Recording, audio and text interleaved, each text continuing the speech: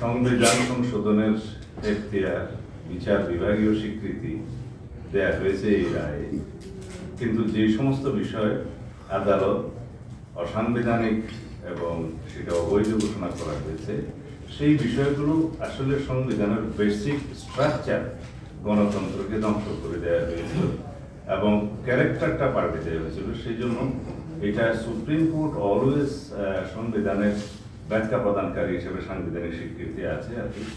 Only supreme কোর্টই যে কোনো enactment পার্লামেন্টে যেটা পাস হয় এবং সংবিধানে যেটা পরিবর্তন হয় সেটা সাংবিধানিক কিনা সেটা ইন্টারপ্রিট করার ক্ষমতা সুপ্রিম কোর্টের। এটা সাংবিধানিক স্বীকৃতি। সেই হিসাবে কোর্ট মনে করেছে যে তত্ত্বাবধায়ক সরকার ব্যবস্থা যেটা ইন্ট্রোডিউস করা হয়েছিল, আমরা বলছিলাম, সেটা বেসিক স্ট্রাকচার হিসাবে স্বীকৃতি দিয়ে বলা হয়েছে এই বেসিক স্ট্রাকচার অর্থাৎ গণতন্ত্রকে ধ্বংস করে দেওয়া হয়েছিল, সেই জন্য এটাকে বেসিক স্ট্রাকচার ঘোষণা দিয়ে এটাকে পুনর্বহালের কথা বলা হয়েছে এবং সেই সংশোধনীগুলো বাতিল করা হয়েছে। বাকি যেটা supreme judicial council 96 article, supreme judicial কাউন্সিলের ইন্ট্রোডাকশনটা হয়েছিল 5th অ্যামেন্ডমেন্টে শহীদ রাষ্ট্রপতি জিয়াউর রহমানের সময়ে। সেইটাকে বিচার বিভাগের একটা রক্ষা কবচ হিসাবে দেখা হয়। সেই সুপ্রিম জুডিশিয়াল কাউন্সিলটা 16th অ্যামেন্ডমেন্ট কর্তৃক পরিবর্তন করে এটা অনেকটা সাবজেক্ট করা হয়েছিল সংসদে, সেটা আলাদা রিটের মধ্যে সেটা বিলুপ্ত ঘোষণা করা হয়েছে। বাট এইখানে 15th অ্যামেন্ডমেন্টে এটা অন্তর্ভুক্ত ছিল সুপ্রিম জুডিশিয়াল কাউন্সিল, সুতরাং এটাকে বাতিল করা তো যাবে না, এটাকে পুনর্বহাল করতে হবে, সেই জন্য এটা বহাল করা হয়েছে।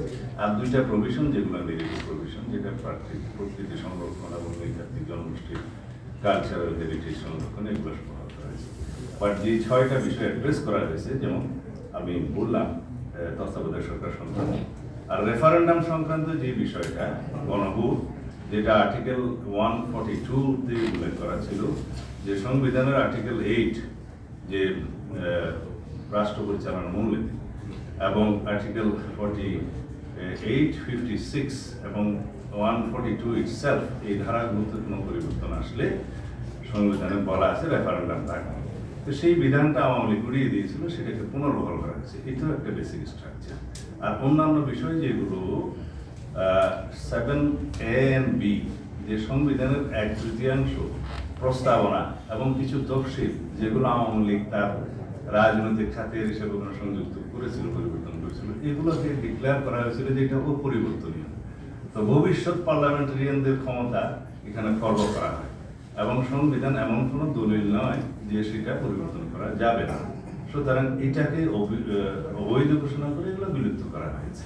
7A and B এবং 7A কে বলা হয়েছে যে আর্টিকেল 7 হচ্ছে supremacy of the constitution declared, সেইটাকে বহাল রাখা হয়েছে।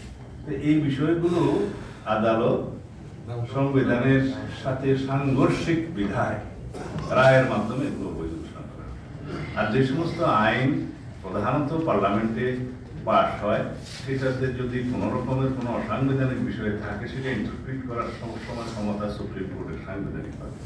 তো এই বাকি জিনিসগুলো মাননীয় আদালত সংসদের উপরে এই জন্যই ছেড়ে দিয়েছেন যে এখানে কিছু রাজনৈতিক সিদ্ধান্তের বিষয় আছে বলে আদালত হয়তো মনে করেছে। সুতরাং রাজনৈতিকভাবে নির্বাচিত পরবর্তী সংসদ একটি নির্বাচিত সংসদের কর্ম যাবতীয় সংশোধনে বিবেচনা করে। আমরা এটাকে অ্যাপ্রিসিয়েট করি এভাবে আপনার প্রশ্নের উত্তরে যে এটা একটা বিচার বিভাগীয় স্বীকৃতি রইল যে সংসদ, একমাত্র সংসদই হচ্ছে উপযুক্ত ফোরাম যে কোনো রকমের সাংবিধানিক সংশোধন